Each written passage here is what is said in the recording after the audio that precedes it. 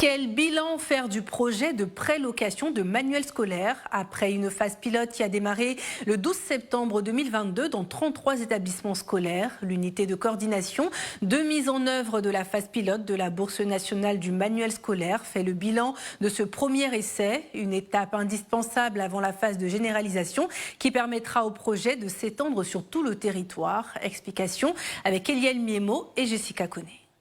Les acteurs du projet national de prélocation de manuels scolaires, la Bourse nationale du manuel scolaire Bonamas a évalué jeudi 4 mai 2023 à Yamoussoukro la phase pilote qui a été mise en place dans 33 établissements scolaires pour 5000 élèves.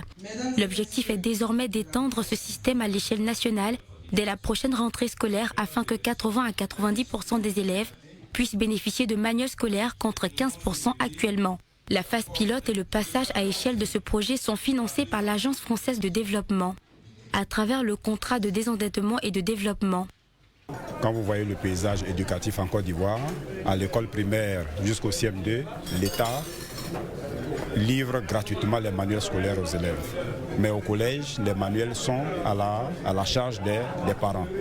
Et vu le prix relativement élevé de ces ouvrages, le constat est que la plupart des élèves en situation de classe n'ont pas de manuel scolaire.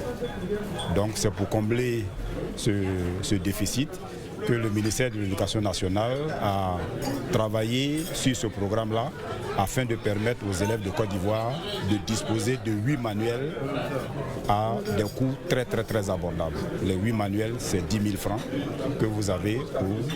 Dès que vous payez les 10 000 francs, l'établissement vous remet les 8 manuels scolaires et l'enfant travaille avec ces 8 manuels. Et en fin d'année, l'école va procéder au retrait de ces manuels scolaires. La Bonamas vise ainsi à améliorer les enseignements et apprentissages grâce aux dispositifs mis en place pour le premier cycle de l'enseignement secondaire, public et privé, offrant une alternative abordable aux parents d'élèves, surtout ceux ayant peu de moyens financiers.